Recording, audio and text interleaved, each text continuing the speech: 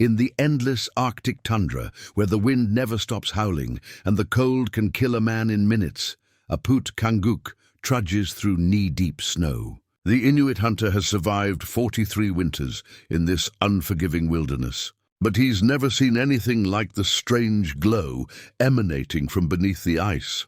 After 3 days of digging with frozen hands, APUT uncovers something that shouldn't exist. A smooth metallic object, perfectly round, warm to the touch despite the sub-zero temperatures. It hums with an energy that makes his teeth ache and his compass spin wildly. When the scientists arrive from the research station, their sophisticated instruments fail completely. Radio communications die. Electronic equipment shuts down. And then, as they watch in stunned silence, the object begins to pulse with increasing intensity. What ancient secret has been sleeping beneath the Arctic ice for countless centuries? Before we jump back in, tell us where you're tuning in from. And if this story touches you, make sure you're subscribed because tomorrow I've saved something extra special for you. APUT KANGUQ crouched beside the impossible object, his breath forming ice crystals in the frigid air. At 43, he had spent more than half his life alone in the Arctic wilderness, following the ancient paths his grandfather had taught him. The old ways were dying, replaced by snowmobiles and satellite phones, but APUT preferred the silence of the traditional hunt. His weathered hands trembled as he examined the sphere more closely. The metal surface was unmarked, seamless, reflecting the weak winter sunlight like polished obsidian. When he pressed his palm against it, warmth spread through his thick mittens, a sensation so foreign in this frozen wasteland that it made him jerk his hand away. The humming grew louder, a low frequency that seemed to resonate in his bones. His grandfather's compass, an antique brass instrument passed down through 3 generations, spun wildly in circles. The needle couldn't find magnetic north, dancing frantically as if the very laws of physics had been suspended.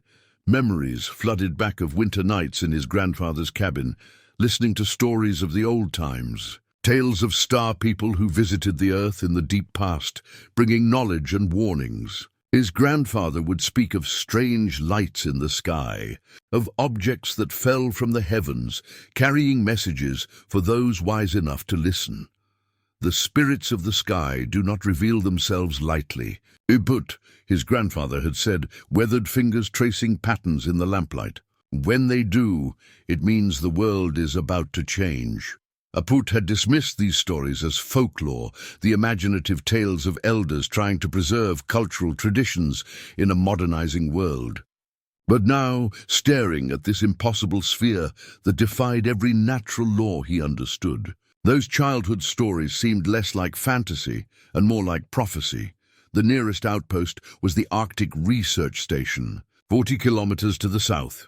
Dr. Sarah Chen and her team studied climate patterns and atmospheric conditions, their sophisticated equipment monitoring the region's changing environment. They were good people, respectful of local customs and knowledge, unlike some of the government officials who occasionally visited the area with their dismissive attitudes and hidden agendas. But this discovery felt different, dangerous in ways he couldn't articulate. Once the outside world knew about the sphere, everything would change. Scientists would arrive with their instruments and theories. Government officials would follow with their protocols and classifications.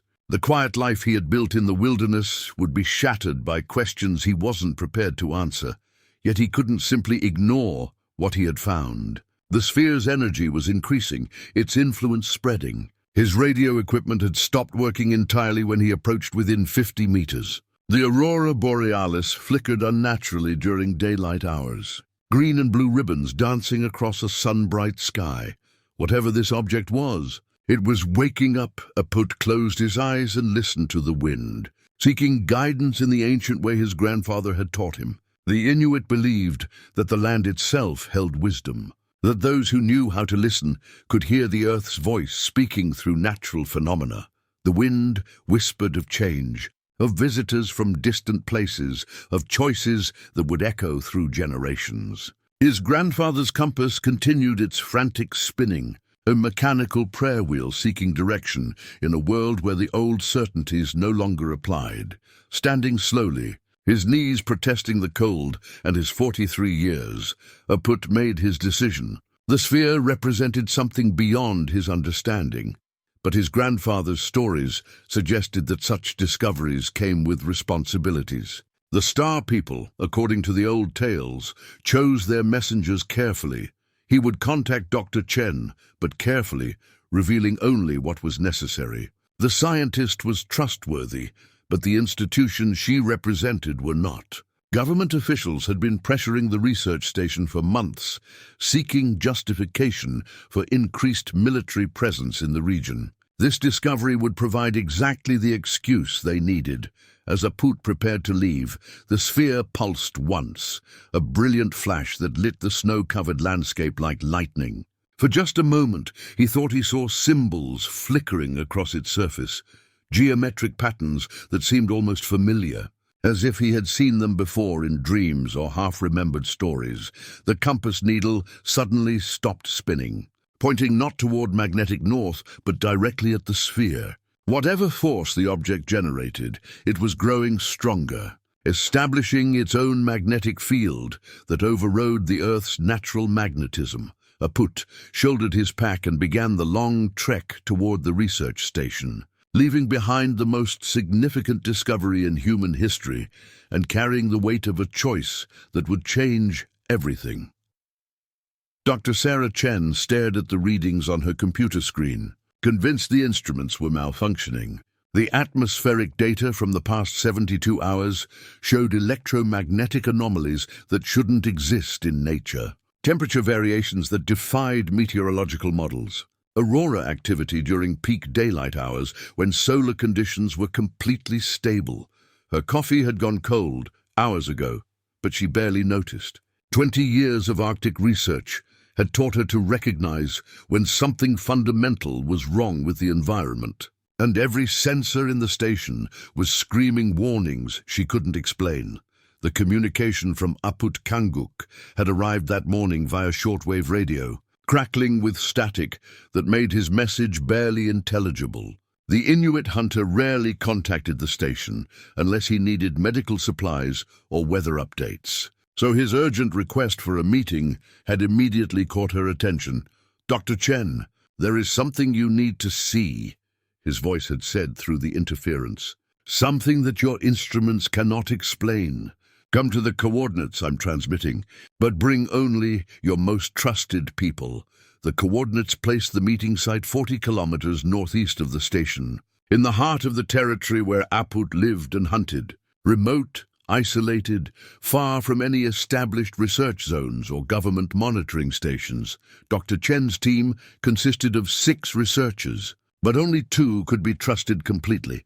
Dr. Yuki Tanaka, her chief atmospheric physicist, had worked with her for 8 years and shared her commitment to pure scientific inquiry over political considerations. Marcus Webb, their communications specialist, was young but brilliant, more interested in discovering truth than advancing his career. The others were competent scientists, but they reported regularly to funding agencies that had increasing ties to military research programs. Any significant discovery would be immediately classified and removed from civilian oversight. She gathered her portable spectrometer, electromagnetic field detectors, and atmospheric sampling equipment. If APUT had discovered something unusual, she wanted to analyze it properly before deciding whether to involve the broader scientific community. The snowmobile journey took 3 hours through terrain that would have been impassable for most vehicles. Arctic conditions demanded respect and preparation. One mechanical failure or navigation error could prove fatal in temperatures that routinely dropped below -40 degrees. They found APUT waiting beside a wind shelter he had constructed from snow blocks, a traditional technique that provided remarkable protection from the elements. His weathered face showed unusual tension. and he greeted them with the formal courtesy reserved for serious occasions. "Dr. Chen, I must ask you to turn off all electronic equipment before we proceed," he said without preamble. The request was so unexpected that she almost protested. Her instruments were essential for documenting whatever phenomenon he wanted to show them. But something in his expression convinced her to comply. "How far?" she asked. 50 meters. "No closer with electronics." They cached their equipment and followed APUT across a ridgeline that revealed a small valley carved by ancient glacial activity. At the bottom, a circular area of snow had been carefully excavated, revealing dark earth beneath. In the center of the excavation sat an object that challenged everything Dr. Chen understood about physics. Geology and materials science. The sphere was approximately 2 meters in diameter, composed of a metal that reflected light in ways that seemed to violate optical principles. Its surface showed no seams, tool marks, or manufacturing processes that she could identify. Most impossibly, it radiated heat in an environment where metal should conduct away body warmth instantly. Dr. Tanaka approached cautiously, his scientific training warring with obvious bewilderment. "The surface temperature appears to be approximately 20 degrees Celsius, he murmured.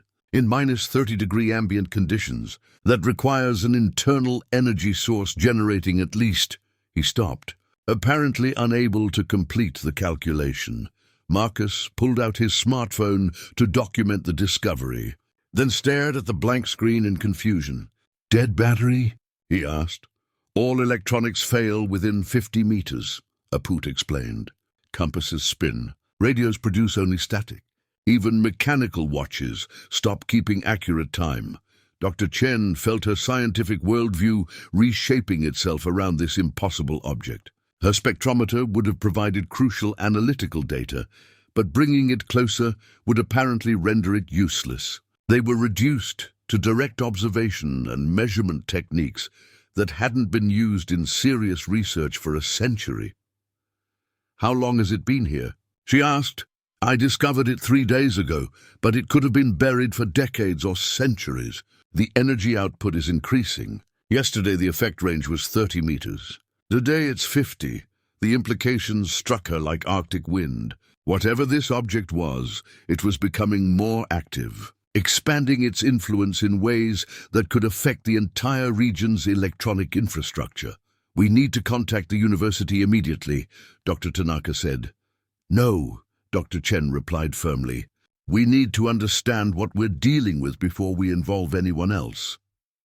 The helicopter's rotors cut through the Arctic air with military precision, its black hull bearing no identifying markings except a series of numbers that Dr. Chen didn't recognize. She watched from the research station's observation deck as the aircraft settled onto the designated landing zone, disgorging personnel who moved with the coordinated efficiency of a specialized unit.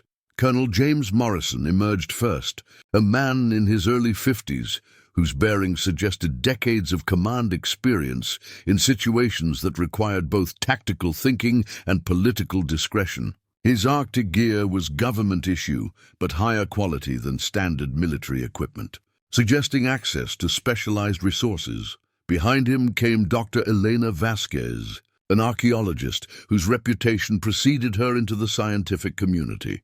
Chen had read her papers on pre-Columbian cultural artifacts and anomalous archaeological discoveries that seemed to challenge conventional historical timelines. If the military was bringing in specialists of her caliber, they were taking this situation very seriously indeed.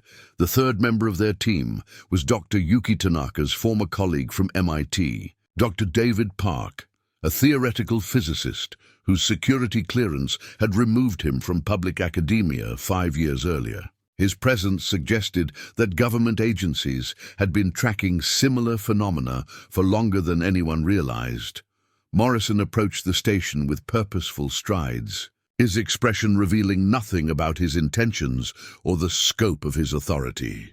Chen met him at the entrance, flanked by Dr. Tanaka and Marcus Webb, who had been documenting every aspect of their discovery for the past 18 hours. "Dr. Chen, I'm Colonel Morrison, Department of Advanced Research Projects." We understand you've encountered something that requires immediate scientific evaluation. His tone was professionally courteous, but carried undertones of non-negotiable authority. Chen recognized the type, military liaisons who had learned to work with civilian scientists while maintaining operational control over sensitive situations. "Who authorized your involvement, Colonel?" she asked. Morrison produced credentials that identified him as part of a joint military scientific task force with broad authority over anomalous phenomena affecting national security interests. The documents were signed by officials whose names carried weight in both Pentagon circles and major universities. Dr. Vasquez has experience with similar discoveries, Morrison continued. Dr. Park's theoretical work provides essential context for understanding what you found. We're here to support your research, not interfere with it. Chen understood the careful phrasing. Support meant resources and expertise, but it also meant oversight and potential classification of their findings. Once military protocols became involved, scientific transparency often became secondary to security considerations. "We'll need to establish a forward base near the discovery site," Morrison said. "My team has portable power systems that can operate outside the object's electromagnetic influence zone." Dr. Park has developed analytical techniques specifically designed for unusual energy signatures. Dr. Vasquez stepped forward, her manner more diplomatic than Morrison's military directness. "Dr. Chen, I've reviewed your preliminary reports. The electromagnetic properties you've described match patterns we've encountered in archaeological contexts. There may be historical precedents that could help us understand what we're dealing with." "What kind of precedents?" Jen asked. "Indigenous oral histories from multiple continents describe similar objects appearing at significant historical moments. The Inuit aren't the only culture with stories about visitors from the sky bringing gifts of knowledge." Marcus looked up from his notes, his expression troubled. "Are you saying this has happened before?" "We're saying that similar phenomena have been reported across cultures and centuries," Dr. Park interjected. "Whether those reports represent actual encounters or mythological interpretations of natural events is what we're here to determine." APUT appeared at the station's side entrance, having approached with the silent movement that made him nearly invisible until he chose to reveal himself. His presence shifted the dynamic of the conversation, reminding everyone that this wasn't just a scientific curiosity, but something that affected the traditional residents of the region. "The elders know stories," he said simply. "Stories of times when the sky people came to test whether human beings were ready for greater knowledge." Morrison's expression sharpened with professional interest. "Mr. Kanguq, we'd appreciate hearing those stories. Cultural context often provides valuable insights for scientific analysis."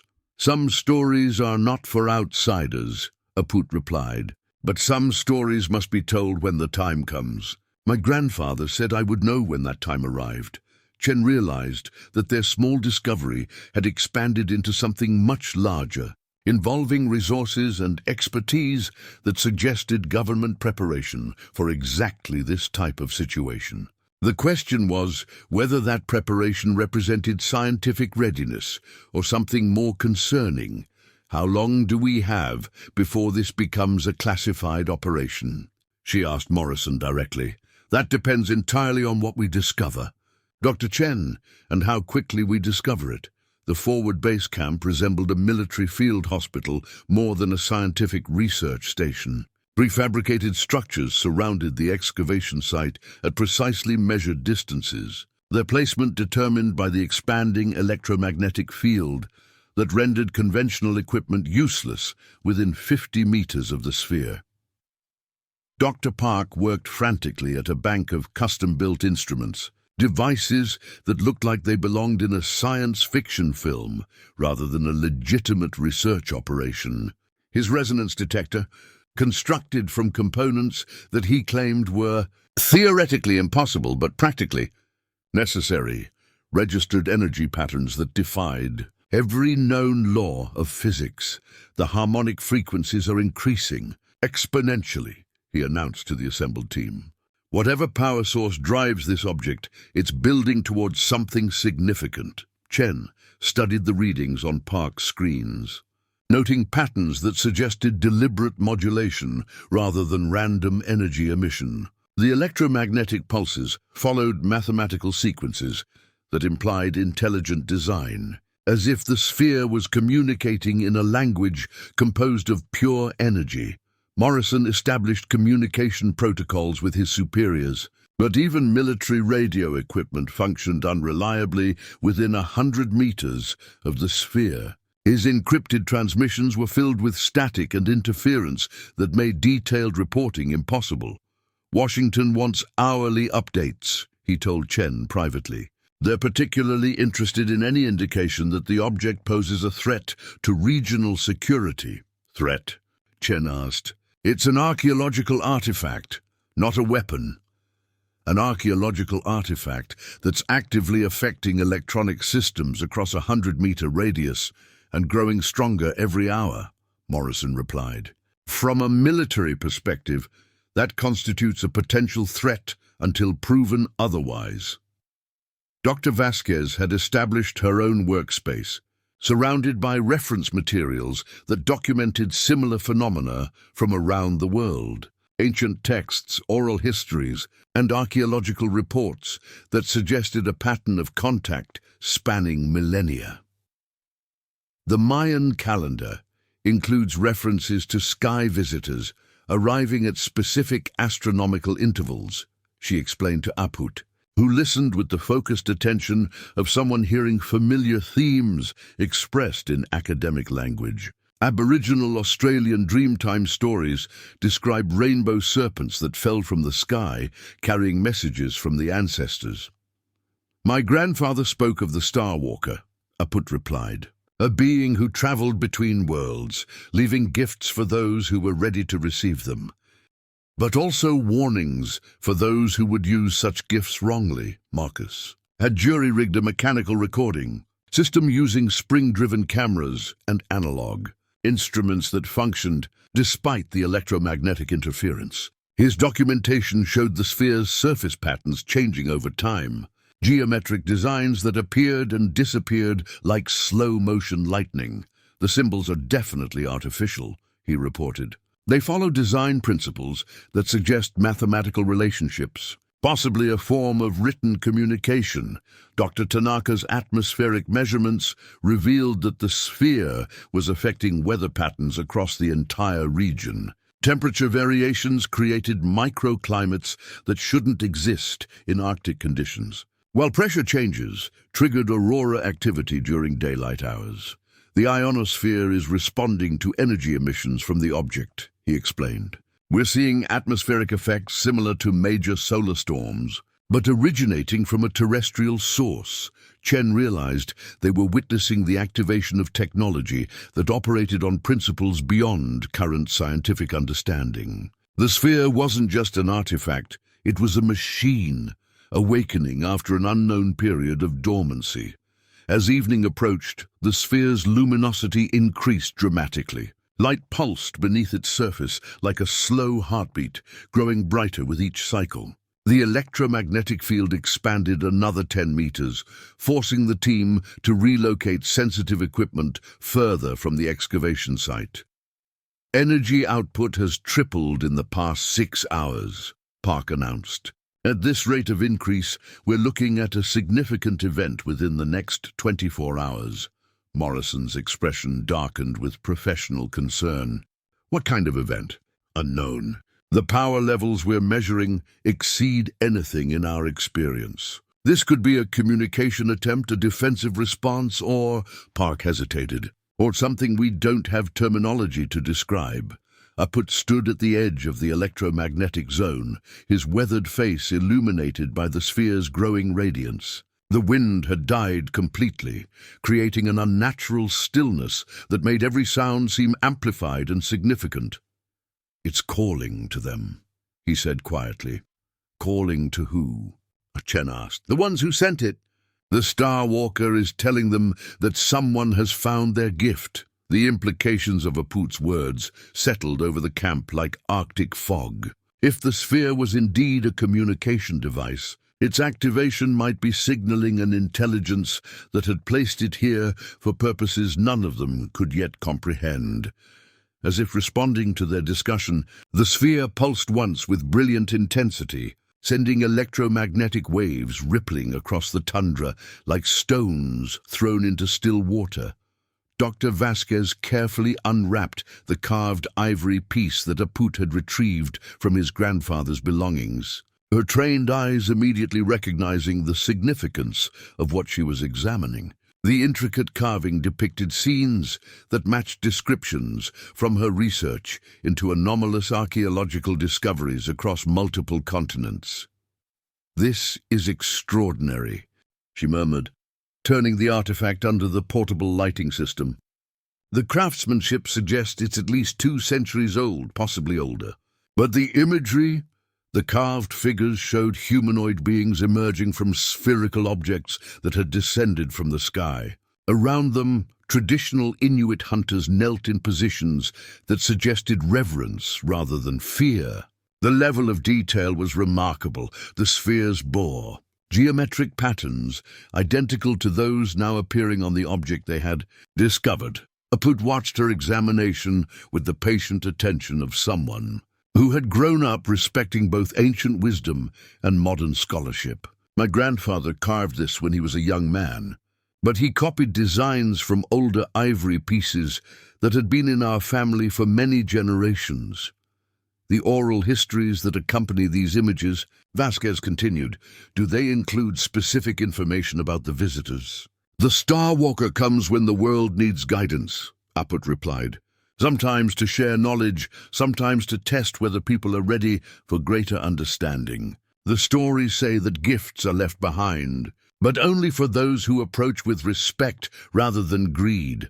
Morrison leaned over the carving, his military training evident in how he analyzed the tactical implications of what the artwork depicted. "These visitors, did they ever demonstrate hostile intentions? The stories speak of those who tried to take by force what was meant to be received with wisdom," APUT said. "They were found frozen in the snow, their eyes turned to ice, as if they had seen something too terrible to survive." Chen studied the correlation between the carved patterns and the real-time electromagnetic readings from Park's instruments. The mathematical precision was unmistakable. Whoever had created this artwork had possessed detailed knowledge of the sphere's operational characteristics. "There are similar artifacts in private collections and museums worldwide," Vasquez explained. "Mayan jade carvings depicting feathered serpents emerging from crystalline spheres. Aboriginal Australian rock paintings showing rainbow spirits descending from star circles. Tibetan thankas illustrating Dakinis emerging from celestial orbs." She produced photographs from her research files, images that documented a global pattern of contact stories spanning millennia. Each culture had interpreted the encounters through their own mythological framework. But the underlying elements remained consistent across continents and centuries. "The common threads are remarkable," she continued. "Spherical vehicles, beings who bring knowledge and conduct evaluations, gifts left behind for future generations, and warnings about the consequences of misusing advanced technology." Marcus looked up from his mechanical documentation system, his expression troubled by the implications of what they were discovering. "Are you suggesting that these objects have been appearing throughout human history?" "I'm suggesting that human cultures have consistent stories about periodic contact with non-human intelligences," Vasquez replied carefully.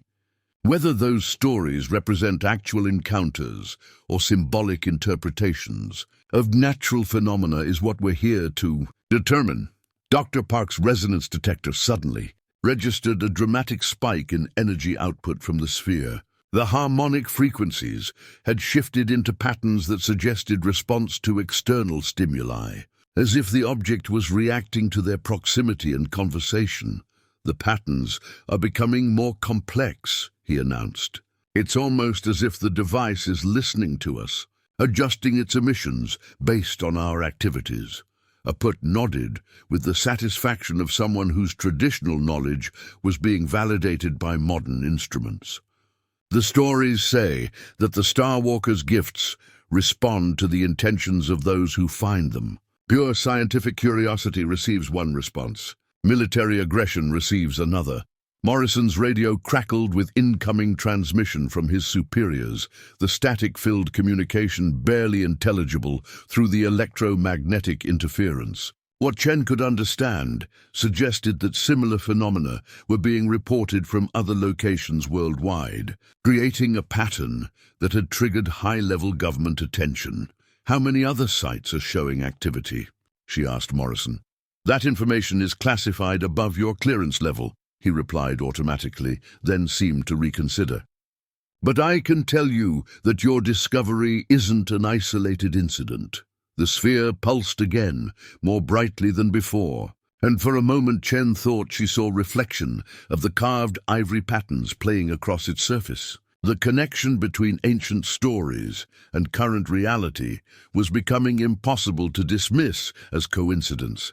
As if summoned by their discussion, a new harmonic frequency emerged from the sphere, a sound that seemed to resonate directly in their bones. APUT straightened with recognition, his weathered face showing something between anticipation and concern.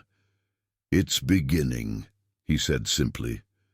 "The test that my grandfather spoke of, the one that determines whether humanity is ready for what comes next." The sphere's transformation began at precisely 3:47 a.m., recorded by Marcus's mechanical chronometer as the moment when harmonic resonance shifted from random fluctuation to deliberate sequence.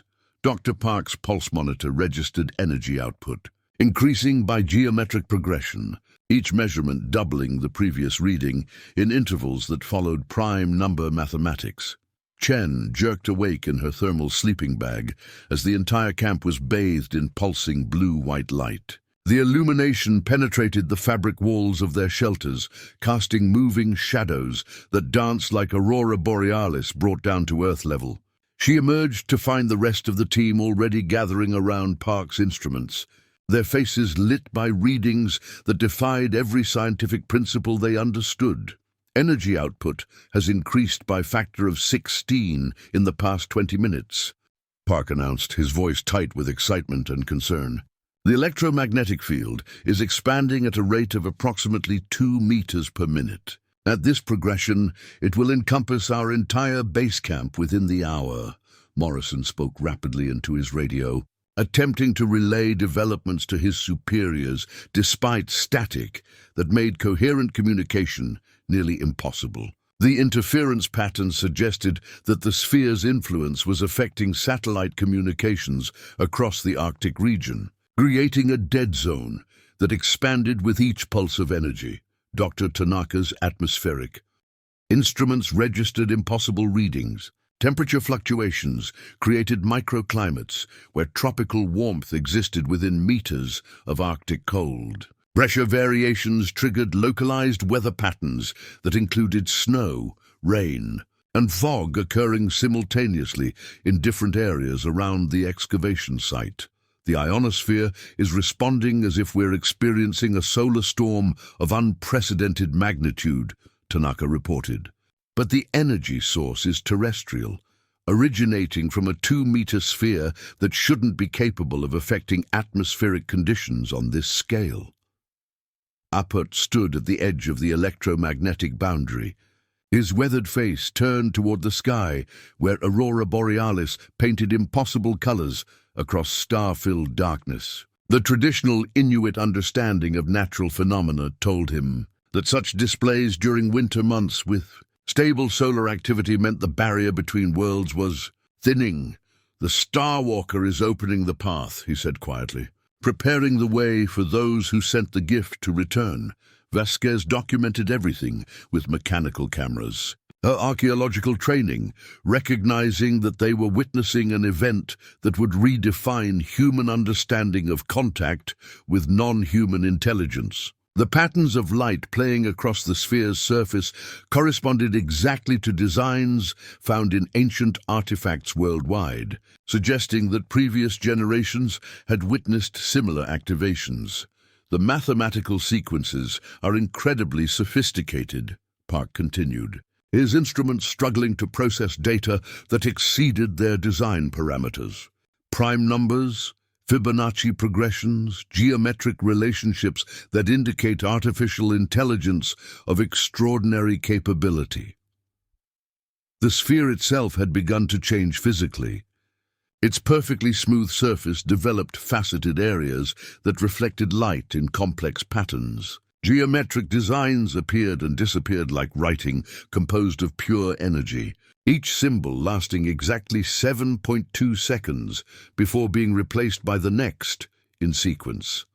Marcus's documentation system captured the transformation through time-lapse photography, revealing that the symbols followed logical progression patterns that suggested a form of communication. The sphere was broadcasting information in a visual language that combined mathematics, physics, and concepts for which human science had no terminology. It's trying to teach us something, Chen realized. The energy patterns, the visual displays, the mathematical sequences. This is a lesson, not an accident. Morrison's radio finally achieved clear communication with his headquarters, and his expression darkened as he received updated instructions. When he ended the transmission, his military bearing had shifted towards something Chen recognized as preparation for difficult orders. Washington is classifying this entire operation under national security provisions, he announced. No further civilian communications are authorized. All personnel are now under military jurisdiction until further notice. You can't classify a scientific discovery, Chen protested. I can, and I am, Morrison replied firmly. This phenomenon is affecting global communications and atmospheric conditions. From a security perspective, it represents a potential threat that requires immediate containment. The sphere pulsed again, more brilliantly than before, and the electromagnetic field expanded to encompass their furthest equipment stations. Park's instruments went silent as their electronic components were overwhelmed by energy levels beyond their measurement capability. In the sudden quiet that followed, they could hear the sphere itself, a harmonic resonance that seemed to emerge from the Earth itself, as if the planet was singing in response to some cosmic signal that had traveled across unimaginable distances to reach this precise location at this specific moment in human history. APUT stepped forward into the expanding field, his grandfather's compass steady in his hand for the first time since the discovery began. The needle pointed directly at the sphere, but now it also pointed upward, toward something in the sky that none of them could yet see, but all of them could feel approaching. The black helicopters arrived at dawn, their rotors cutting through air that shimmered with electromagnetic distortion from the sphere's expanding field. Chen counted 6 aircraft in formation, military transport vehicles designed for rapid deployment and extraction operations. Whatever protocols Morrison had triggered with his overnight communications, they involved resources that suggested government preparation for exactly this scenario. Colonel Morrison's demeanor had shifted overnight from scientific liaison to operational commander. He coordinated with the incoming team through encrypted radio communications that functioned sporadically within the sphere's influence zone, directing the establishment of a secure perimeter around their research site.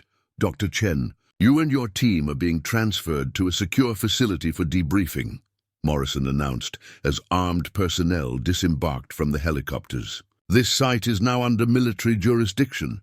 Chen recognized the containment protocol documents that Morrison produced from his field case, thick folders stamped with classification, markings that indicated this wasn't an improvised response but implementation of pre-existing plans. The papers outlined procedures for anomalous object recovery that included personnel isolation, site quarantine, and information suppression.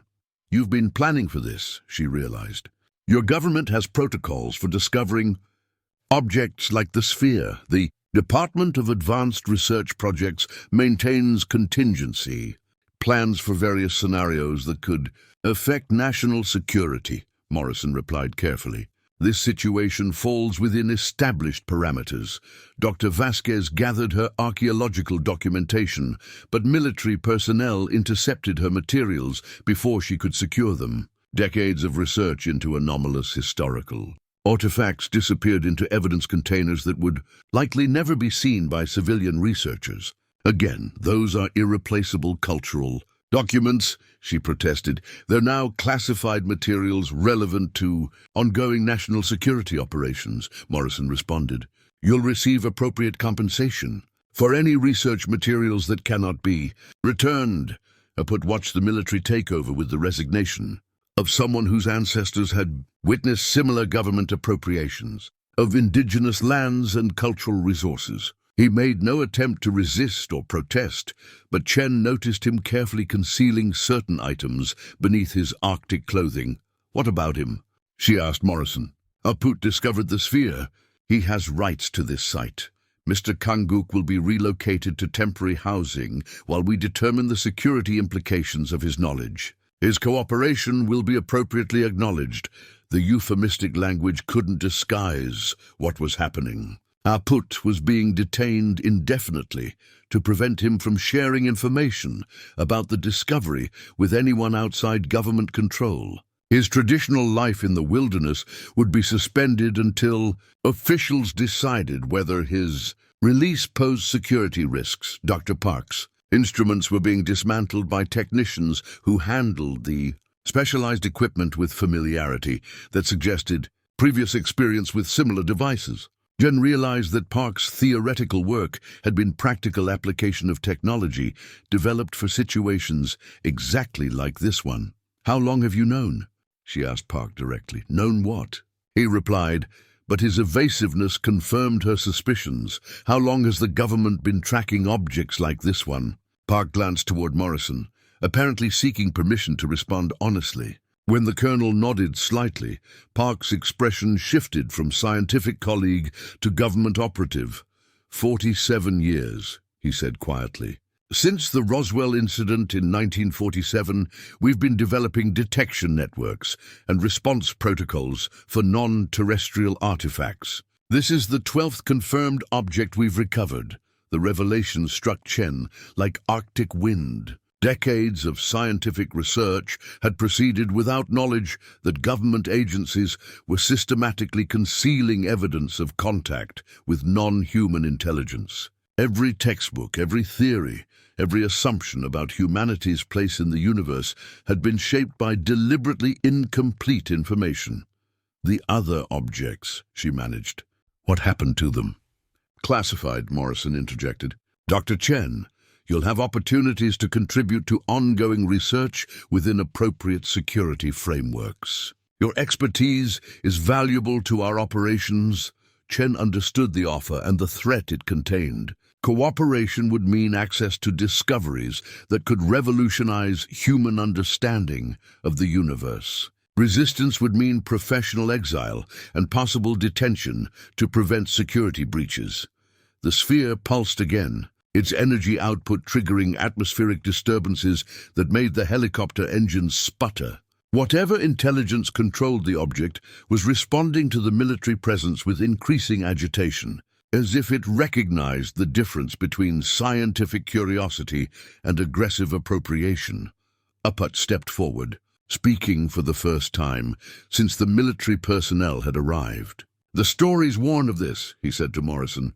Those who approach the Starwalker's gifts with weapons and greed receive a different response than those who come with respect and wisdom.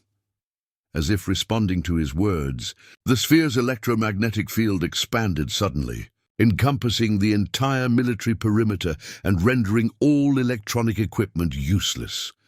In the sudden silence that followed, they could hear something new, a sound that came not from the sphere, but from the sky above. Growing steadily closer, Dr. Tanaka's hastily constructed frequency translator hummed with mechanical precision. its analog components immune to the electromagnetic interference that had disabled all digital equipment. Built from spare radio parts and guided by theoretical principles that existed only in classified research papers, the device represented humanity's first successful attempt to decode the sphere's complex transmissions.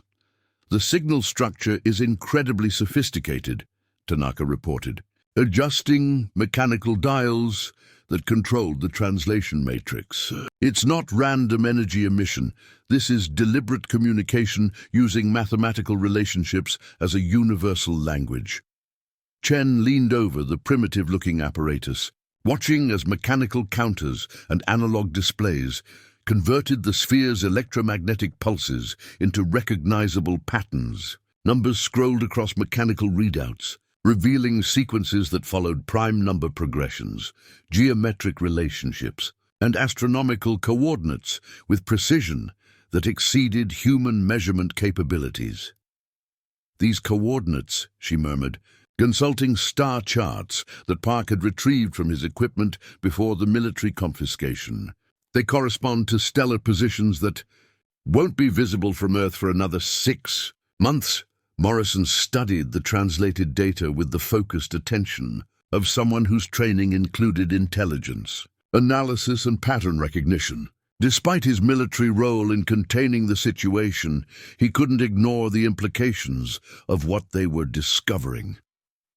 "It's predicting astronomical events," he said slowly, "transmitting information about cosmic phenomena that our best telescopes haven't detected yet." The frequency translator continued its mechanical operation, producing streams of data that revealed the sphere's function as something far more complex than a simple artifact. It was broadcasting detailed information about stellar mechanics, planetary movements, and cosmic events across distances that suggested real-time communication with intelligences located outside the solar system. APUT watched the translation process with the patient attention of someone whose traditional knowledge had prepared him for exactly this revelation. His grandfather's stories had described the Starwalker's gifts as windows that allowed communication between different worlds, enabling the sharing of knowledge across impossible distances. "The coordinates change in patterns," Tanaka continued, his excitement growing as the data continued to stream from his device. "It's not just broadcasting astronomy, it's conducting a conversation. Question and response sequences that indicate interactive communication with multiple sources." Dr. Vasquez compared the numerical sequences to astronomical calendars from various ancient cultures, discovering correlations that suggested previous civilizations had possessed similar information. Mayan long count calculations, Egyptian stellar alignment records, and Aboriginal Australian star mapping traditions all contained elements that matched the sphere's transmissions. This information has been shared before, she realized. Ancient civilizations received astronomical data that allowed them to predict celestial events with accuracy that shouldn't have been possible with their technology. The sphere pulsed more rapidly, its energy output synchronized with the frequency translator's successful decoding efforts. Whatever intelligence controlled the device was apparently responding to humanity's progress in understanding its communication protocols. Marcus documented everything with his mechanical cameras, capturing the moment when human technology achieved its first successful translation of non-human intelligence communication. The historical significance was staggering, proof that Earth had been in contact with advanced civilizations for centuries, possibly millennia. "The signal strength is increasing," Tanaka announced. "It's as if our successful translation has triggered a response protocol. The sphere is broadcasting more complex data at higher power levels." Morrison's radio crackled with incoming transmission from military satellites that were still functional outside the sphere's electromagnetic influence zone. His expression darkened as he received updates about similar phenomena occurring at locations worldwide. How many other sites are experiencing coordinated activity? Chen asked.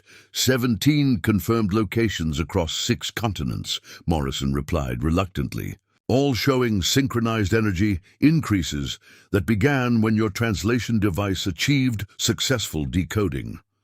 The implications struck the entire team simultaneously. The sphere in the Arctic wasn't functioning independently. It was part of a global network of communication, devices that had been dormant until human technology developed the capability to understand their transmissions. It's a test, Dr. Park said quietly. The entire system has been waiting for humanity to demonstrate technological and intellectual readiness for direct communication. The frequency translator suddenly produced a new type of signal, patterns that didn't correspond to astronomical data or mathematical sequences. Instead, the mechanical displays showed rhythmic pulses that resembled biological heartbeats or breathing patterns. "What is that?" Chen asked. APUT stepped closer to the device, his weathered face showing recognition of something the scientists couldn't yet understand. "It's not what," he said softly. "It's who." The Star Walker is introducing themselves as if responding to his words. The sphere's surface began displaying new patterns. Not geometric designs or mathematical symbols, but something that looked unmistakably like a greeting. The military communication array detected the incoming signals 12 hours before they became visible to ground-based observers. Deep space monitoring stations across 3 continents registered coordinated transmissions originating from points beyond the solar system, all directed toward Earth with precision that indicated detailed knowledge of planetary positioning and orbital mechanics. Colonel Morrison's secure satellite. Phone buzzed with priority communications from the Pentagon, NORAD, and intelligence agencies whose existence wasn't publicly acknowledged. Chen watched his expression grow increasingly grim as he received updates about global developments that were apparently exceeding all contingency planning scenarios. Washington is implementing DEFCON 2, Morrison announced to the assembled team. Multiple intelligence sources confirm that signals from the Sphere network are being answered by sources in deep space. We're looking at potential first contact with non-terrestrial intelligence.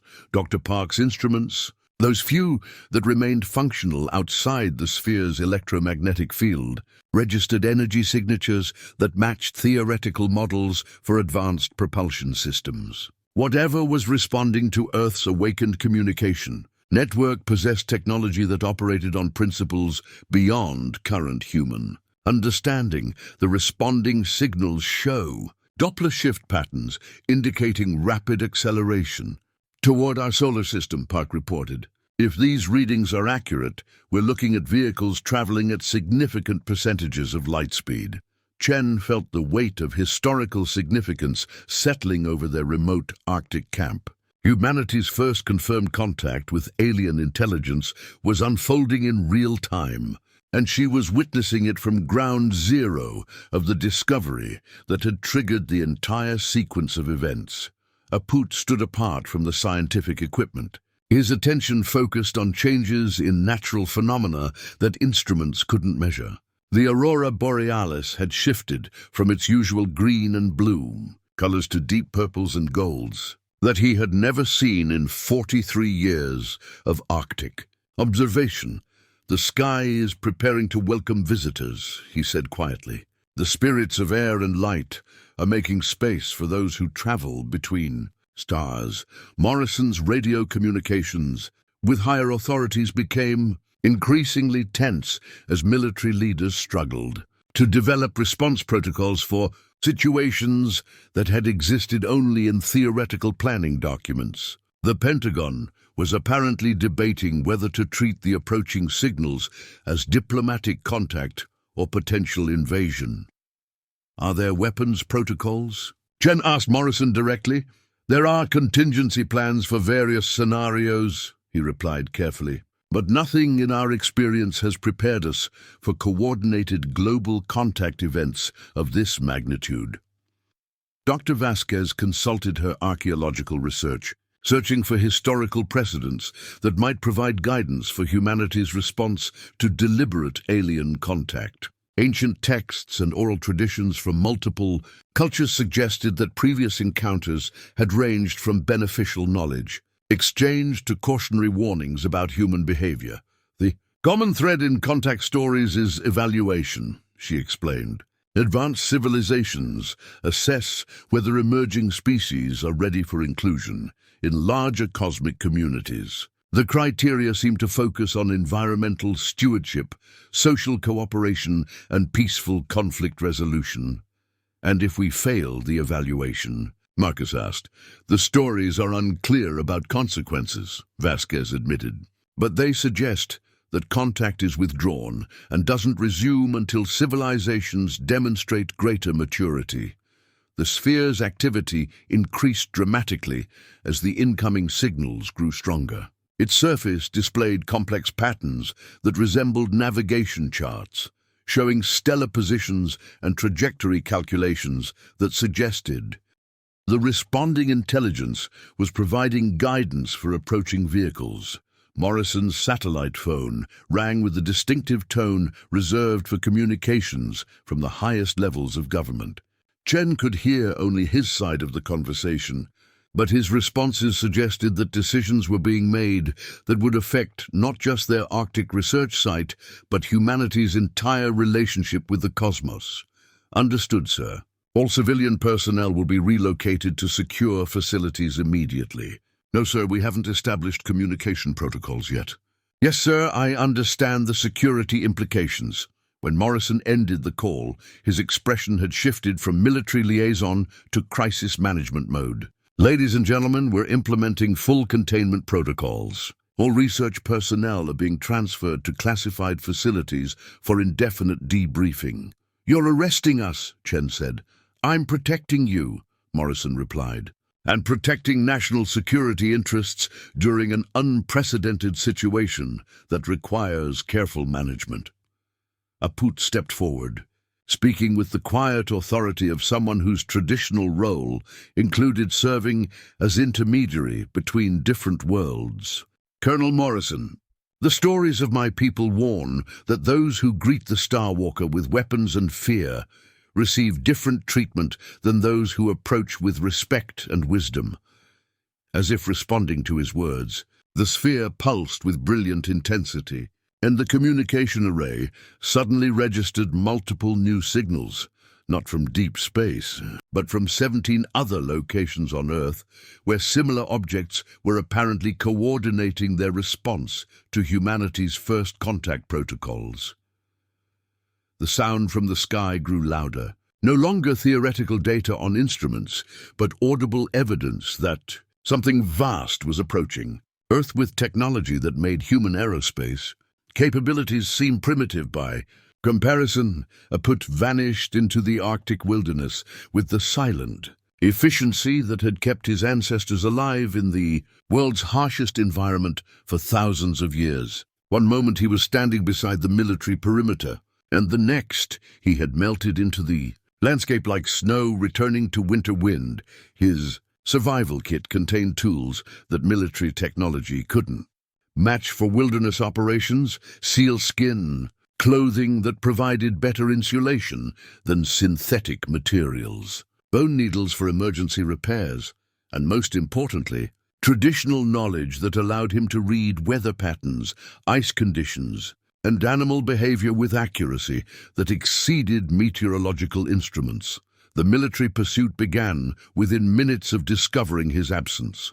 Helicopters equipped with thermal imaging swept the tundra in coordinated search patterns, while ground teams deployed snowmobiles and tracked vehicles designed for Arctic operations. But APUT possessed advantages that modern technology couldn't overcome. He moved through terrain that appeared impossible to navigate, using ice formations and wind patterns to mask his thermal signature from aerial detection. His grandfather had taught him to travel in ways that left minimal tracks, following routes that utilized natural camouflage and took advantage of weather conditions that would ground pursuit aircraft. Behind him, The sphere's influence continued expanding at an accelerating rate. Every electronic device within a 200-meter radius now failed completely, creating a dead zone that rendered military communications and tracking equipment useless. The electromagnetic field was spreading like ripples from a stone dropped in still water, but with mathematical precision that suggested deliberate expansion rather than random energy dissipation. Dr. Chen watched the pursuit efforts from the military command post, recognizing that traditional high-tech tracking methods were proving ineffective against someone who understood Arctic survival at a fundamental level. APUT wasn't simply evading capture, he was demonstrating that indigenous knowledge remained superior to modern technology under specific environmental conditions. He's carrying crucial information about the sphere's activation sequence. Morrison explained to his superiors via satellite phone information that could affect our response protocols for the incoming contact event. But Chen understood that APUT possessed something more valuable than technical data. He carried cultural context that could determine whether humanity's first contact with alien intelligence proceeded through wisdom or fear, cooperation or conflict. The pursuing helicopters encountered unexpected difficulties as they ventured further from the base camp. Instrument failures increased in frequency and severity, suggesting that the sphere's electromagnetic influence was affecting aircraft systems even at extended ranges. Pilots reported compass malfunctions, radio static, and navigation equipment that provided increasingly unreliable readings.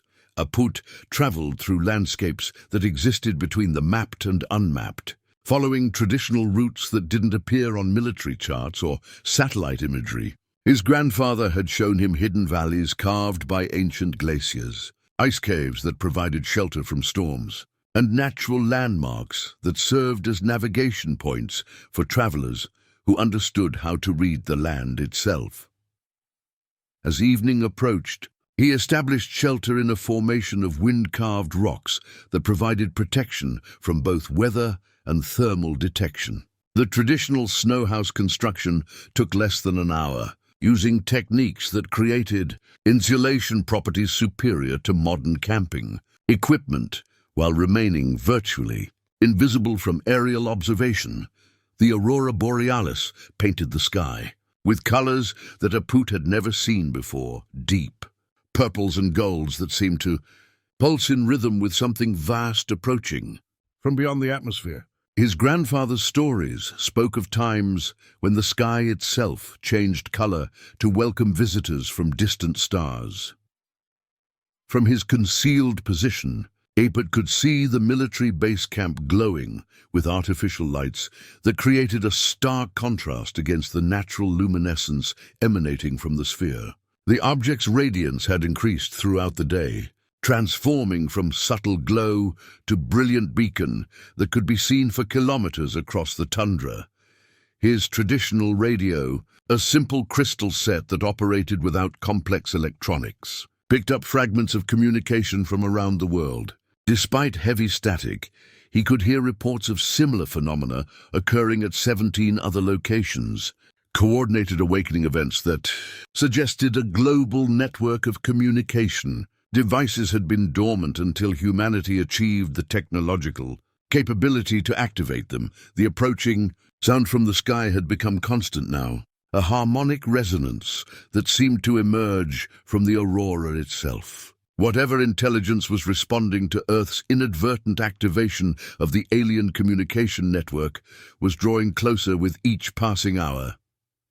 APUT pulled his grandfather's carved ivory from his pack, studying the ancient depictions of star visitors by the light of the transformed aurora. The stories had prepared him for this moment, the time when humanity would be evaluated for readiness to join a larger cosmic community, tested not just for technological capability, but for wisdom, environmental stewardship, and peaceful intentions. In the distance, military searchlights swept the tundra in patterns that revealed their fundamental misunderstanding of what they were pursuing. they sought to capture and control, while the approaching evaluation would measure humanity's capacity for respect and cooperation. Dr. Chen discovered the archive files buried deep in Morrison's classified database during a brief window when the sphere's electromagnetic interference temporarily subsided. Her security clearance, elevated during the crisis protocols, provided access to documents that revealed decades of systematic cover-up spanning multiple government administrations and international intelligence agencies. The files documented similar discoveries, dating back to 1947, each incident following the same pattern of initial scientific interest, followed by immediate military classification and public information suppression. Roswell had been merely the most famous case, but the archive revealed hundreds of similar objects, recovered worldwide over the past 75 years. Each case file included detailed descriptions of spherical or crystalline artifacts that exhibited impossible energy signatures, electromagnetic properties that disabled conventional technology, and communication capabilities that suggested non-terrestrial intelligence. In every instance, the objects had been seized by government agencies and relocated to classified research facilities where civilian scientists were excluded from ongoing analysis. Project Blue Room, Chen read from a file dated 1962, continues analysis of 17 recovered artifacts exhibiting properties inconsistent with known material science. Objects demonstrate coordinated behavior, suggesting network communication capability. Recommend maintaining containment protocols until technological understanding permits safe interaction. The implications struck her like Arctic wind. For 3/4 of a century, human governments had possessed evidence of alien intelligence while allowing public science to proceed without access to data that could have revolutionized understanding of physics, materials science, and humanity's place in the universe. Dr. Park entered the command post as Chen scrolled through additional files, his expression showing the strain of someone whose entire career had been built on maintaining professional secrets that conflicted with scientific principles. "You're reading about the others," he said quietly. "How long have you known?" Chen asked. "Since graduate school? My doctoral advisor was recruited into the program after the Nevada incident in 1978. 3 objects appeared simultaneously in the desert, activated for 6 hours, then went dormant when military personnel attempted to move them. Chen found the Nevada files, discovering that the incident had involved communication attempts similar to what they were currently experiencing in the Arctic. The objects had transmitted complex mathematical sequences until military intervention triggered some kind of defensive response that resulted in total electromagnetic shutdown across a 50-mile radius. What happened to the Nevada objects? Disappeared, Park replied. One morning, they were simply gone from the containment facility. No sign of how they were removed, no evidence of forced entry. Security footage showed empty storage areas where the artifacts had been housed. Additional files revealed similar patterns worldwide. Objects that initially cooperated with scientific analysis would eventually disappear from government facilities, usually after military authorities attempted to weaponize or reverse engineer their technology. The archive suggested that the alien intelligence behind the artifacts maintained monitoring capabilities that ensured their gifts couldn't be misused. The Tunguska event in 1908, Chen read from another file. Revised analysis suggests electromagnetic detonation rather than meteorite impact. Object retrieved from ground zero exhibited properties consistent with self-destruction protocols activated. When local authorities attempted hostile appropriation, Dr. Vasquez joined them at the computer terminal, bringing additional documents she had compiled from her archaeological research. Cross-referencing the government archive with historical records revealed that similar events had occurred throughout human history, consistently triggered by the same pattern of discovery, followed by attempts at military exploitation. "The pattern is clear," Vasquez explained. Advanced intelligence has been placing test objects on Earth for centuries, possibly millennia.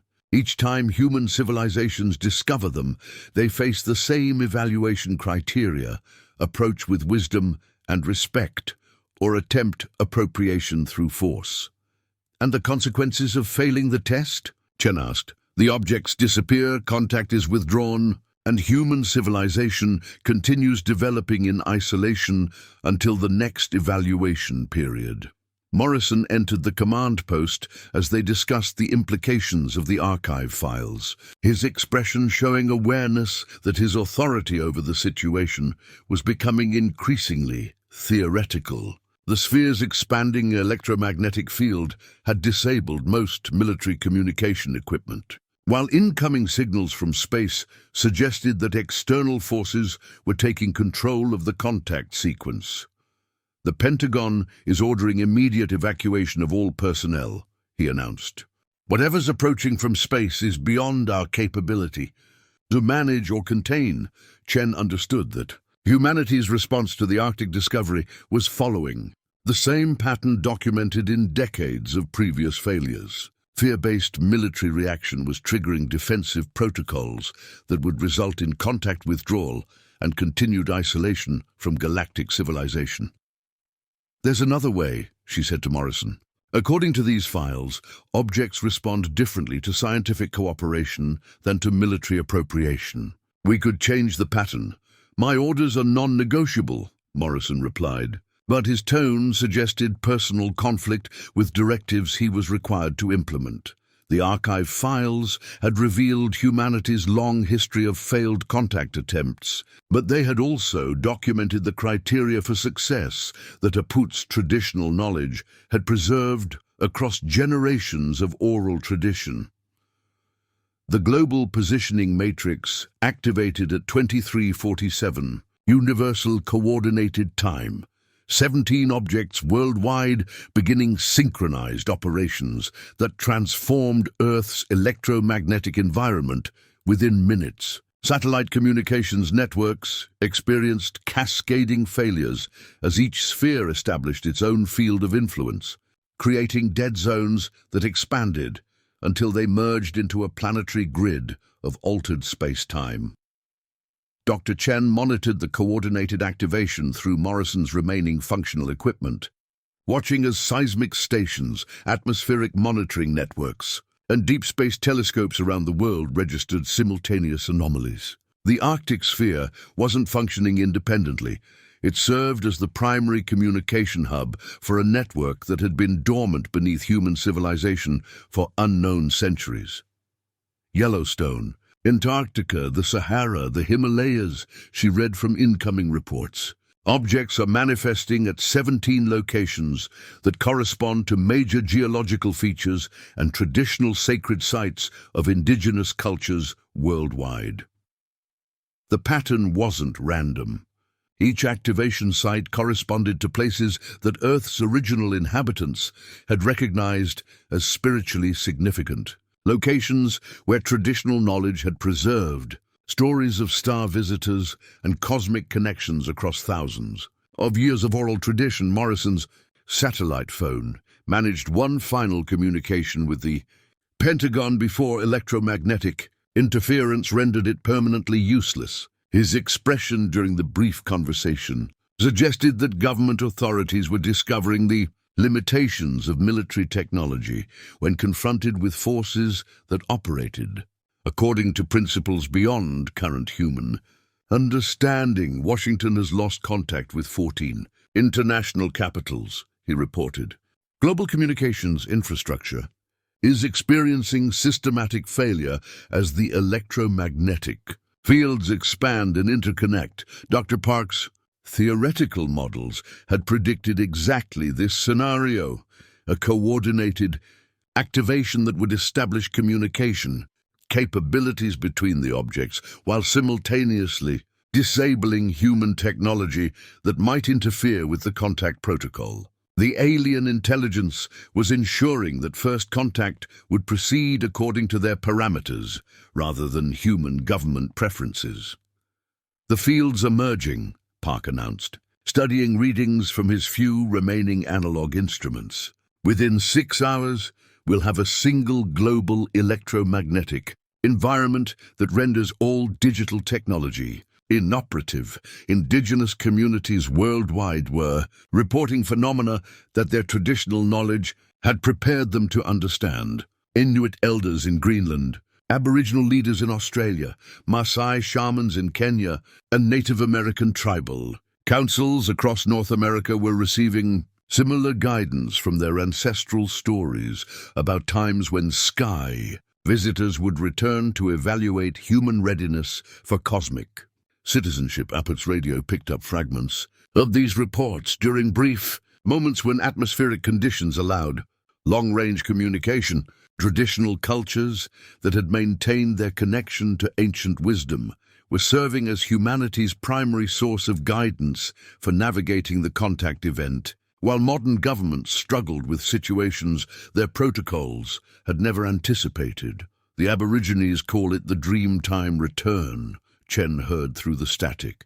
The time when rainbow serpents emerge from their sleeping places to test whether human beings have learned to live in harmony with the earth and each other. Each sphere was broadcasting unique frequencies that corresponded to the cultural traditions of its geographic region, suggesting that the alien intelligence understood human diversity and was communicating through symbolic systems that each culture could interpret according to their own mythological frameworks. The Sahara object transmitted patterns that matched ancient Egyptian stellar calendars. The Himalayan sphere broadcast sequences that corresponded to Tibetan astronomical calculations. The Amazon activation site produced energy signatures that reflected Mayan cosmic mathematics with precision that exceeded their historical scientific capabilities. They're not imposing their communication system on us, Dr. Vasquez realized as she compiled reports from around the world. They're activating knowledge that was embedded in human cultures thousands of years ago, waiting for us to develop the technological capability to recognize and respond to it. The revelation transformed Chen's understanding of the contact event. This wasn't first contact. It was resumption of contact that had been interrupted when human civilizations chose technological development over wisdom preservation, abandoning traditional knowledge in favor of industrial progress that prioritized material advancement over spiritual understanding. Morrison's military radio crackled with the last coherent transmission his equipment would receive. All stations, this is NORAD command. We are implementing continuity of government protocols. All military units are authorized to act independently under local command authority.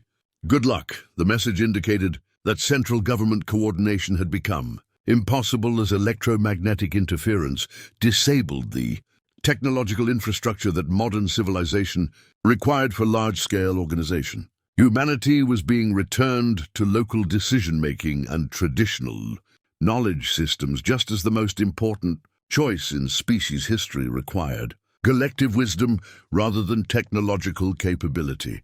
As the fields merged into a single planetary network, the aurora borealis became visible at latitudes where it had never appeared before, painting the entire sky with colors that suggested the barrier between Earth and space was dissolving in preparation for direct contact with intelligences that had been watching and waiting for humanity to demonstrate readiness for galactic citizenship. The translation matrix materialized from the Arctic sphere's surface like liquid metal flowing upward into complex geometric patterns that defied gravitational laws. Dr. Chen watched in fascination as the alien technology assembled itself into a crystalline interface that pulsed with internal light, creating holographic displays that conveyed information through visual, mathematical, and somehow emotional channels simultaneously. The device appeared designed for interaction with human consciousness rather than human technology, responding to thought patterns and intentions rather than mechanical input. When Chen approached within arm's reach, symbols began flowing across its transparent surface, Not written language, but conceptual communication that bypassed the need for translation between different linguistic systems. It's reading our neural patterns, Dr. Park observed, his instruments detecting electromagnetic activity that corresponded to human brainwave frequencies. The interface is designed to communicate directly with consciousness rather than through technological intermediaries. APUT emerged from the wilderness at precisely the moment when the translation matrix achieved full activation. His arrival timed with the precision that suggested guidance from sources beyond ordinary perception.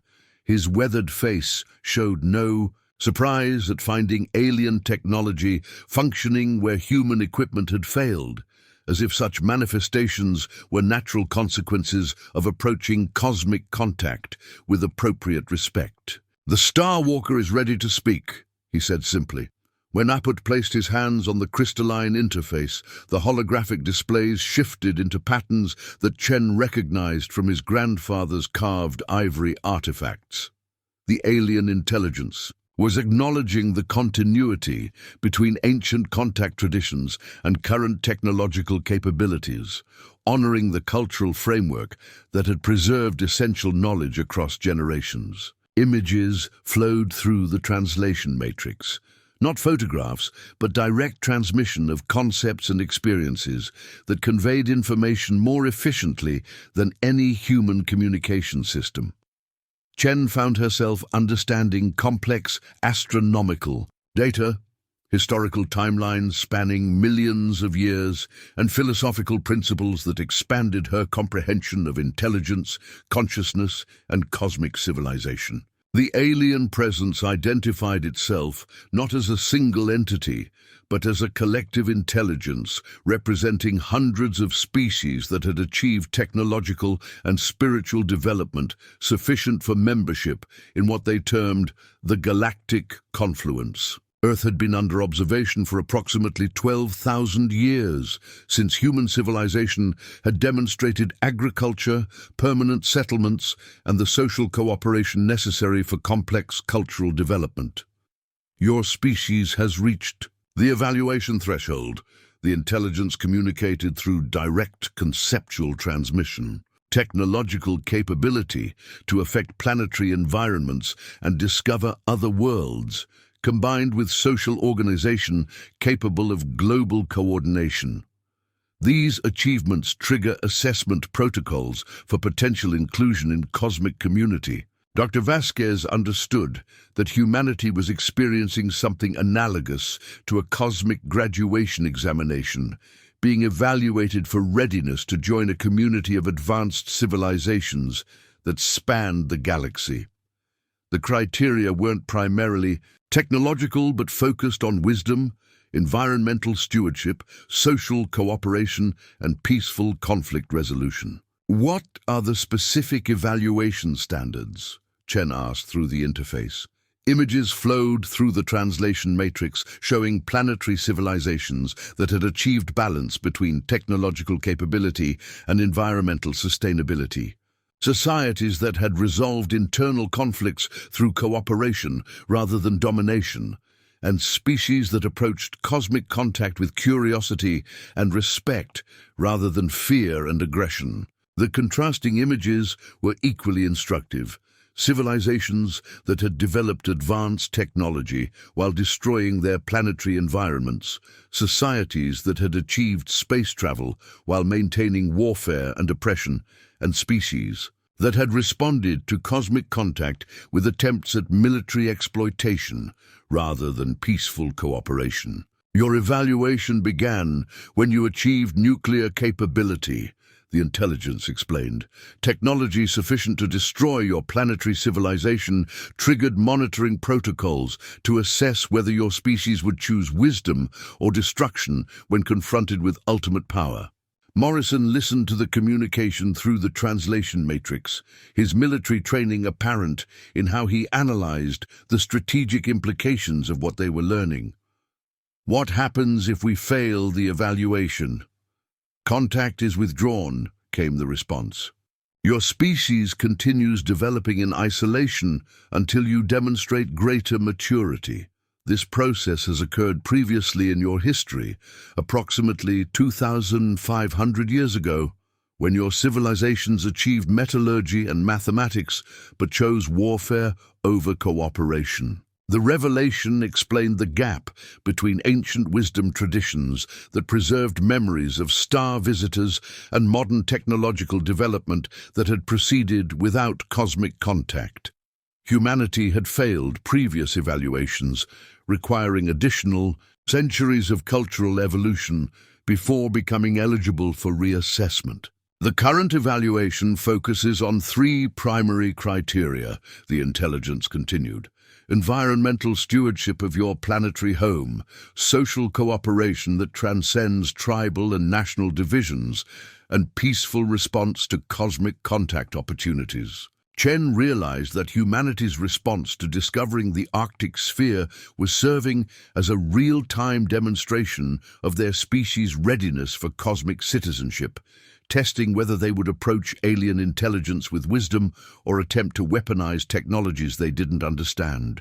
The evaluation criteria materialized through the translation matrix as holographic displays that showed Earth's current status across the three primary assessment categories, each measurement revealing humanity's proximity to the threshold required for cosmic citizenship. Dr. Chen studied the alien assessment with growing understanding of how advanced civilizations measured readiness for galactic community membership. Environmental stewardship appeared as a planetary overview, showing atmospheric composition, biodiversity, levels, and resource management patterns compared to optimal ranges that sustained long-term planetary health.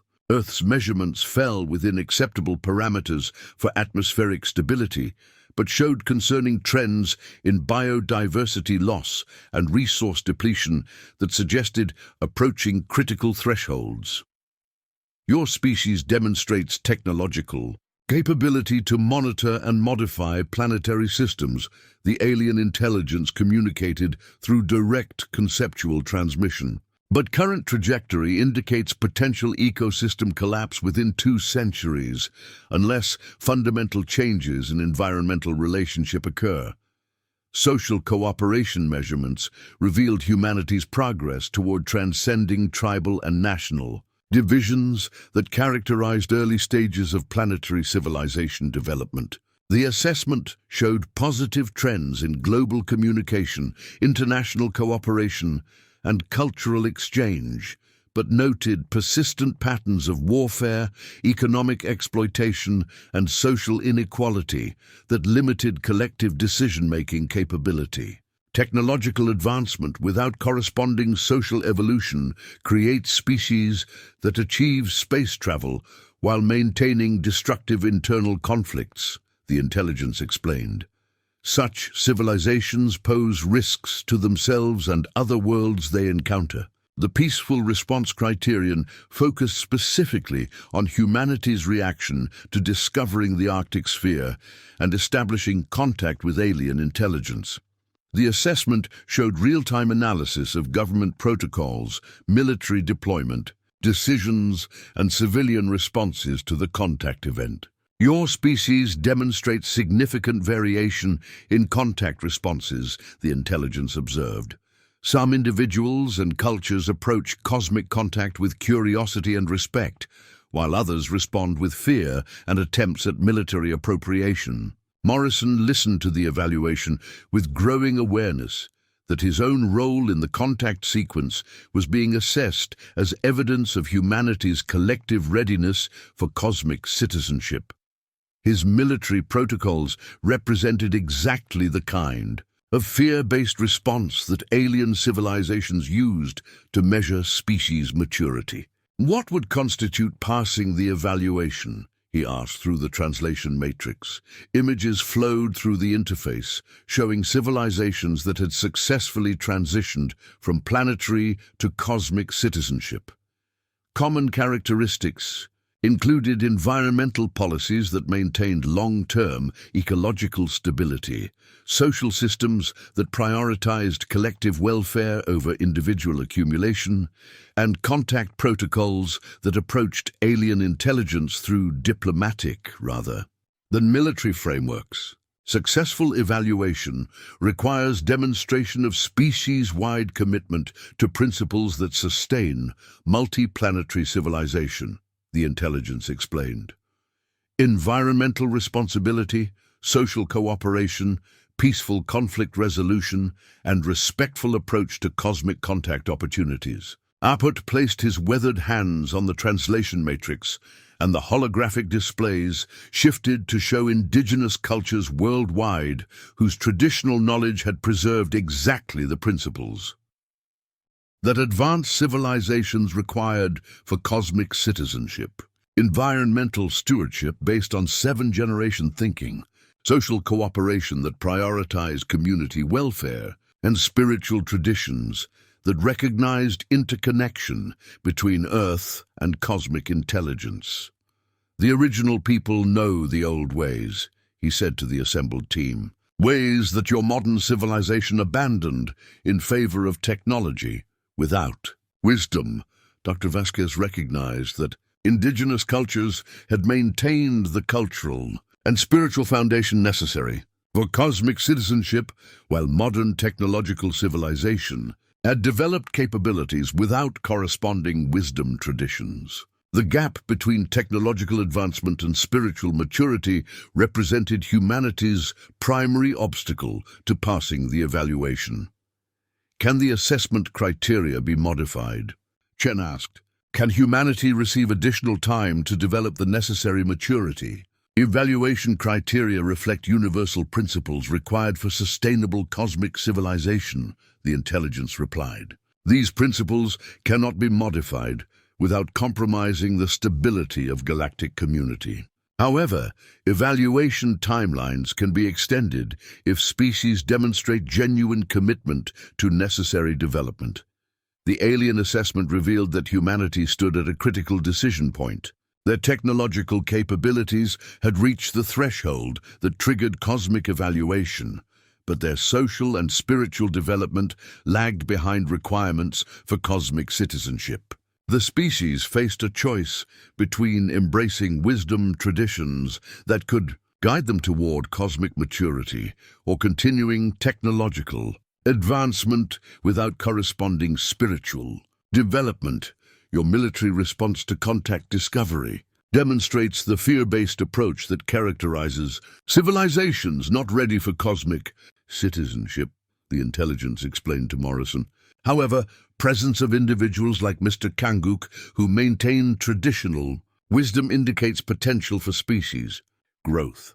The translation matrix displayed a final image, a choice interface that would allow humanity to collectively decide whether they were ready to commit to the principles required for cosmic citizenship or whether they preferred to continue developing in isolation until achieving greater maturity. "The choice must be made by your entire species," the intelligence concluded. "Individual wisdom is insufficient. Cosmic citizenship requires collective commitment to principles that transcend national, cultural, and religious divisions."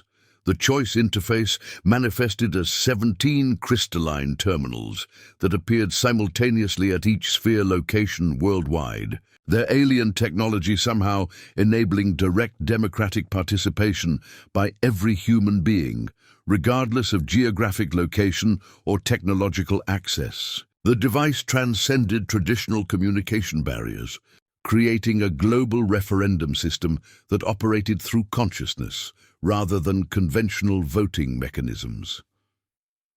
Dr. Chen watched in amazement as the interface registered participation from remote Arctic villages, urban population centers, rural agricultural communities, and isolated research stations. The alien technology had solved the logistical impossibility of conducting a truly global vote by creating a system that connected directly to human awareness rather than requiring technological infrastructure. 7 billion individual choices being processed simultaneously, Dr. Park observed, his remaining instruments detecting the massive computational activity required to coordinate genuine planetary democracy. This represents technological capability beyond our comprehension. The worldwide debate that emerged through the interface revealed the fundamental divisions that characterized human civilization's approach to cosmic contact. Urban populations generally favored accepting the evaluation and pursuing cosmic citizenship, while many traditional communities expressed concern about abandoning cultural autonomy in favor of galactic integration. Military establishments worldwide attempted to maintain control over the contact sequence, but their technological systems remained disabled by the sphere's electromagnetic fields. Generals and defense ministers found themselves reduced to observers as their civilian populations engaged directly with alien intelligence through communication channels that bypassed government authorization. Entirely indigenous leaders emerged as primary spokespersons for wisdom-based approaches to cosmic contact, their traditional knowledge providing frameworks for understanding the evaluation criteria and guiding their communities toward decisions that prioritized long-term thinking over immediate concerns. The Seven Fires prophecy speaks of this time, reported, a Native American elder whose words reached the global debate through the alien interface. When star nations would return to test whether human beings had learned to live in harmony with Earth and each other, Morrison coordinated with his remaining military contacts through hand-delivered messages and mechanical communication systems, organizing resistance to what defense establishments viewed as alien manipulation of human decision-making processes. Military leaders argued that accepting cosmic citizenship would compromise national sovereignty and human independence. This is psychological warfare on a planetary scale, Morrison explained to his superiors through written communications. The aliens are using advanced technology to bypass governmental authority and manipulate civilian populations into acceptance of foreign control. But Chen recognized that the military perspective reflected exactly the fear-based thinking that the evaluation criteria were designed to identify. Nations that prioritized military strength over cooperative problem-solving represented the kind of civilizational immaturity that prevented cosmic citizenship. The choice interface revealed real-time voting patterns that showed clear generational and cultural divisions. Younger populations generally supported accepting the evaluation, while older generations expressed greater skepticism. Traditional cultures demonstrated surprising unity in favoring cosmic citizenship, recognizing connections between alien principles and their ancestral wisdom traditions. Religious leaders worldwide struggled to interpret the contact event through their theological frameworks. Some denominations declared the aliens demonic forces, attempting to seduce humanity away from divine authority, while others recognized cosmic citizenship as fulfillment of prophetic traditions about universal peace and spiritual evolution. The choice is not between human and alien, APUT explained through the interface to global audiences. The choice is between wisdom and fear, between cooperation and domination, between thinking like children and accepting responsibility as adults in a cosmic community. His words carried weight beyond his formal education or political authority, representing traditional knowledge that had preserved cosmic contact principles across thousands of years. Indigenous wisdom traditions provided the cultural foundation that modern civilization lacked for understanding. The evaluation criteria, the military attempted to disrupt the voting process through electromagnetic pulse weapons and signal jamming technology, but their equipment proved ineffective against alien systems that operated according to principles beyond current human understanding. Every attempt at technological interference only demonstrated the gap between human and cosmic technological capabilities. The resistance itself is part of the evaluation, Dr. Vasquez observed as she monitored the global debate. How we respond to the choice reveals exactly what the aliens are measuring, our readiness to transcend fear-based decision-making in favor of wisdom-based cooperation. As the 24-hour voting period approached its conclusion, the choice interface displayed preliminary results that showed humanity divided almost exactly in half. The narrow margin suggested that the species stood precisely at the threshold between civilizational immaturity and readiness for cosmic citizenship. The final hours of the evaluation period would determine whether humanity's collective wisdom exceeded their collective fear, establishing their eligibility for inclusion in galactic civilization or confirming their need for additional centuries of isolated development before becoming ready for cosmic community membership. The consensus generator materialized from the translation matrix as voting. Results approached the critical threshold, its crystalline structure pulsing with energy patterns that somehow weighted individual choices according to principles that transcended simple numerical democracy. Dr. Chen realized that the alien technology was measuring not just quantity of votes, but quality of reasoning, depth of understanding, and alignment with cosmic citizenship principles. Global participation had reached unprecedented levels as the 24-hour voting period neared conclusion. 7.3 billion individual choices had been registered through the interface, representing the most comprehensive expression of human collective will in species history. The results showed a narrow margin favoring acceptance of cosmic citizenship, but the consensus generator indicated that additional factors would determine the final evaluation outcome. APUT stood before the Arctic sphere as its primary human interpreter, his role having evolved from local guide to planetary spokesperson for traditional wisdom, approaches to cosmic contact. His weathered face showed the weight of representing humanity's readiness for galactic citizenship, understanding that his words might determine whether the species achieved cosmic maturity or remained in isolation for additional centuries. The Star Walker measures not just our votes, but our hearts, he explained to the global audience through the alien interface. Those who choose wisdom from understanding receive different weight than those who choose from fear or greed. The consensus generator revealed that approximately 62% of humanity had voted to accept cosmic citizenship, while 38% had chosen continued isolation. However, the alien assessment system was analyzing the reasoning behind each choice, measuring whether decisions reflected wisdom-based evaluation of long-term consequences or fear-based responses to immediate concerns. Military forces worldwide made their final attempt to disrupt the evaluation process through coordinated strikes against the sphere locations.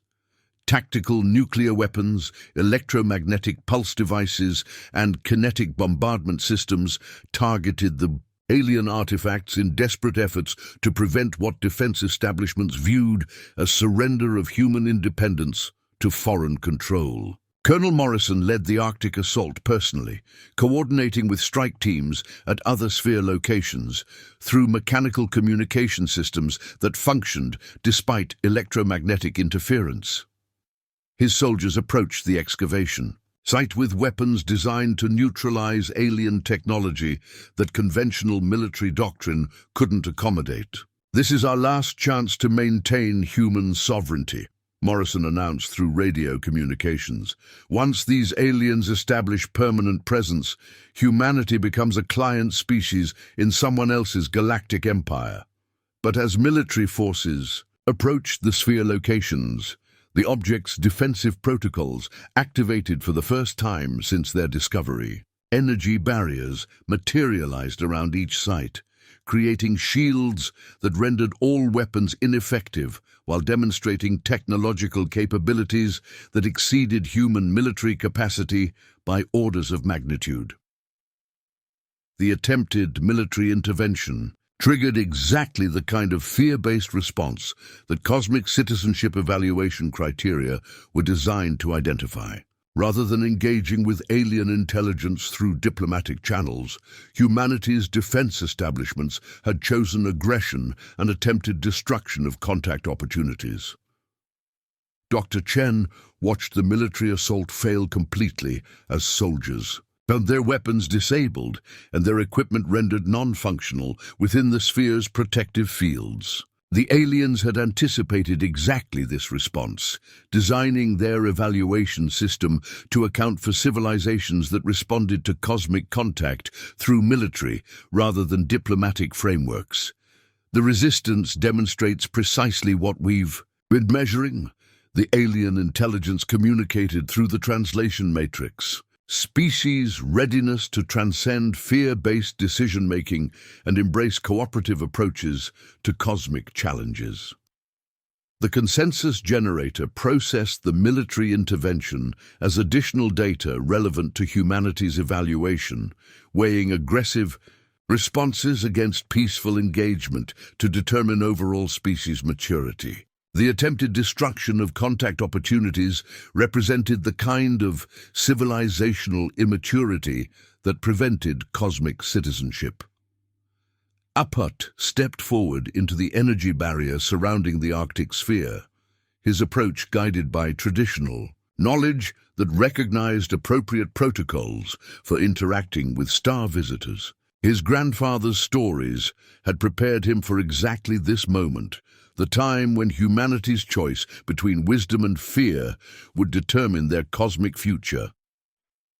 The military attacks confirm our need for additional development, the alien assessment concluded. However, the presence of individuals who demonstrate wisdom-based approaches suggests potential for species growth. The consensus generator revealed its final calculation as the evaluation period concluded. Humanity had achieved a narrow majority, favoring cosmic citizenship, but the military intervention had demonstrated that significant portions of the species remained committed to fear-based responses that made immediate cosmic citizenship inadvisable. The evaluation results indicate conditional acceptance, the alien intelligence announced. Your species demonstrates sufficient wisdom potential to warrant extended contact, but requires additional development before achieving full cosmic citizenship. The compromise decision offered humanity continued contact and guidance, while maintaining their independence to develop at their own pace toward eventual cosmic maturity. It was neither the immediate integration that progressive elements had hoped for, nor the complete rejection that conservative forces had feared. The gateway key emerged from the Arctic sphere's transformed surface as humanity's conditional acceptance triggered protocols for establishing permanent contact infrastructure. The crystalline device resembled a living constellation, its geometric patterns shifting between configurations that suggested multiple functions: communication hub, cultural exchange interface, and monitoring system for humanity's continued development toward cosmic citizenship. Dr. Chen stood before the transformed artifact with profound awareness that she was witnessing the most significant moment in human history. The sphere had evolved from mysterious discovery to active communication terminal, establishing Earth's first permanent connection to galactic civilization while maintaining appropriate safeguards for a species still developing cosmic maturity. APUT approached the gateway key with the respectful attention that traditional knowledge had taught him was appropriate for interacting with star visitor technology. His selection as Earth's first ambassador to the Galactic Council reflected the alien intelligence's recognition that indigenous wisdom traditions provided the cultural foundation necessary for successful cosmic contact. The old stories prepared us for this moment, he said to the assembled representatives from around the world who had gathered at the Arctic site. The time when star people would offer humanity membership in the great circle of worlds, but only if we proved worthy through wisdom rather than weapons. The gateway key responded to APUT's approach by displaying holographic interfaces that showed the structure of galactic civilization. Hundreds of species organized into cooperative communities that spanned star systems, their cultures diverse, but united by shared principles of environmental stewardship, social cooperation, and peaceful conflict resolution. Morrison watched the proceedings with the complex emotions of someone whose military training had prepared him for conflict, but not for diplomatic integration with cosmic civilization. His attempted intervention had failed completely, but the aliens' conditional acceptance offered opportunities for learning and growth that purely punitive responses would have prevented. "What does conditional acceptance mean for Earth's governments?" he asked through the translation interface. "Traditional authority structures remain functional during humanity's transition period," the alien intelligence replied. "However, policies that conflict with cosmic citizenship principles will trigger monitoring protocols that could affect future evaluation outcomes." The Gateway Key established permanent communication channels with Galactic Council representatives, enabling ongoing dialogue about humanity's development progress and providing access to knowledge that could accelerate social and technological advancement. The system operated as both gift and test, offering cosmic wisdom while measuring how responsibly humans utilized advanced information. Indigenous communities worldwide found their traditional knowledge suddenly validated and valued by cosmic civilization, their environmental and social principles recognized as foundational requirements for galactic citizenship. Traditional leaders like APUT became primary interpreters between human and alien perspectives, their ancestral wisdom providing essential guidance for navigating cosmic contact. The seven-generation thinking that guides our decisions matches the long-term perspective required for cosmic citizenship, APUT explained to international representatives. Decisions must consider impacts not just on immediate populations, but on future generations and planetary health. Dr. Chen accepted appointment as Earth's first Director of Cosmic Scientific Exchange, coordinating research programs that would integrate alien knowledge with human science, while maintaining appropriate safeguards against premature technological advancement. The position required balancing scientific curiosity with wisdom about consequences of rapid technological development. The communication station that replaced the original sphere maintained continuous contact with galactic civilization while monitoring humanity's progress toward full cosmic citizenship. Regular evaluations would assess environmental policies, social cooperation, and peaceful conflict resolution, with successful development leading to expanded contact opportunities. Years would pass before humanity achieved the maturity required for full galactic membership, but the foundation had been established for gradual integration based on demonstrated wisdom rather than technological capability alone. The conditional acceptance offered humanity the guidance and time necessary for sustainable development toward cosmic citizenship. APUT's appointment as Earth's cosmic ambassador recognized that traditional wisdom traditions contained exactly the principles required for successful interaction with advanced civilizations. His grandfather's stories had preserved across generations the knowledge that humanity would need when the star people returned. To offer membership in the cosmic community, the aurora borealis that painted the Arctic sky had become permanently visible worldwide, a constant reminder that Earth's isolation had ended and that humanity's cosmic future depended on choosing wisdom over fear, cooperation over domination, and long-term thinking over immediate gratification. As APUT prepared for his first journey to the Galactic Council chambers, he carried with him the carved ivory artifacts that had preserved cosmic contact knowledge across centuries of human development. The old stories had become new realities, and traditional wisdom had proven to be humanity's key to unlocking their cosmic destiny. The gateway key pulsed with gentle light, ready to transport Earth's first ambassador to meetings that would determine whether humanity's children would inherit a planet connected to galactic civilization or remain isolated until they demonstrated greater cosmic maturity through generations of patient development.